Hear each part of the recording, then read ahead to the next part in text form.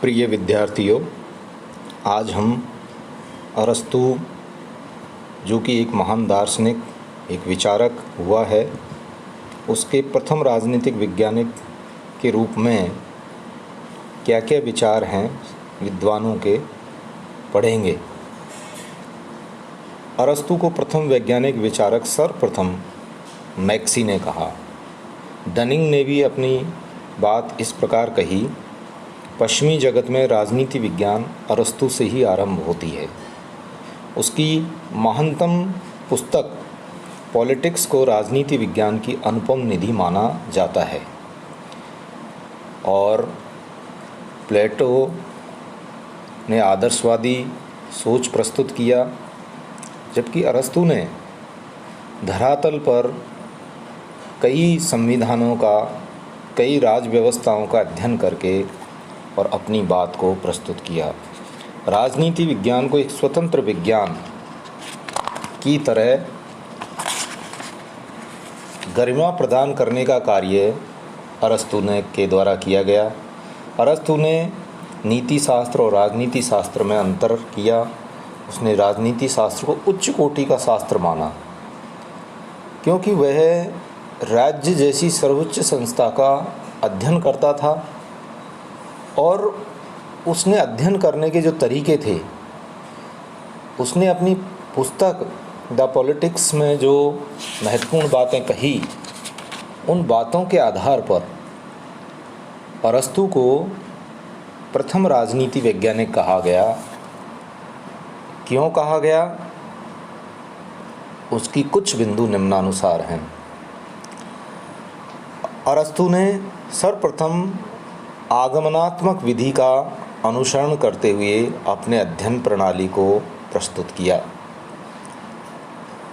अरस्तु ने पहली बार राजनीति शास्त्र को आदर्शवाद और नीति शास्त्र से पृथक किया और यथार्थवादी चिंतन प्रस्तुत किया, जिसमें तथ्यों को शामिल करने की कोशिश की। अरस्तु के द्वारा राज्य के पूर्ण सिद्धांत का, राज्य के अवतरण का, राज्य के निर्माण का उसने क्रमबद्ध चरण प्रस्तुत किया कि राज्य एक पूर्ण संस्था है जिसका जन्म, उसके विकास, जन्म से लेकर उसके विकास तक, उसके स्वरूप का, उसकी रचना का, सरकार निर्माण का, नागरिकता की व्याख्या, कानून की सर्वोच्चता, क्रांति आदि महत्वपूर्ण विषयों पर उसने विस्तार से प्रकाश डाला। और राज्य का निर्माण कैसे हुआ है, उसके बारे में भी अरस्तु ने अपनी बात कही।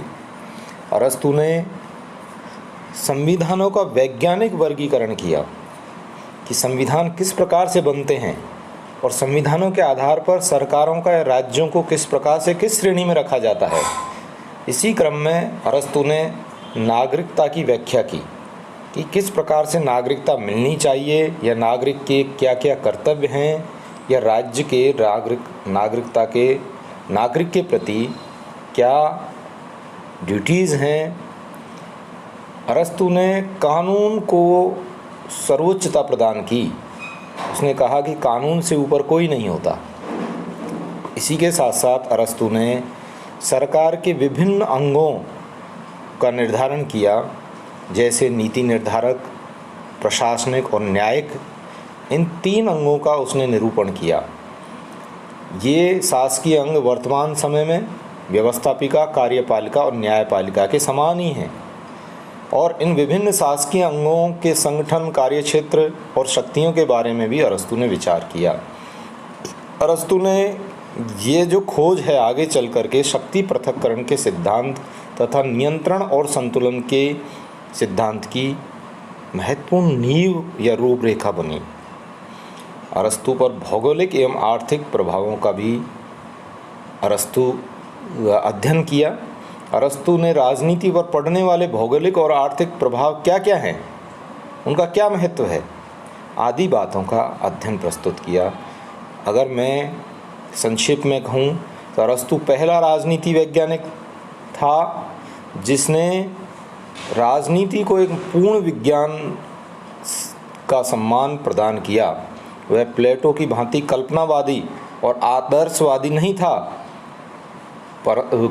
वरन एक पूर्ण व्यावहारिक एवं यथार्थवादी दार्शनिक था, जिसने वह प्लेटो की भांति कल्पनावादी और आदर्शवादी नहीं था, वरन एक पूर्ण व्यावहारिक एवं यथार्थवादी दार्शनिक था, जिसने राजनीति को नीति शास्त्र से अलग करके एक स्वतंत्र विज्ञान का रूप प्रदान किया। इसलिए उसको प्रथम वैज्ञानिक कहा गया।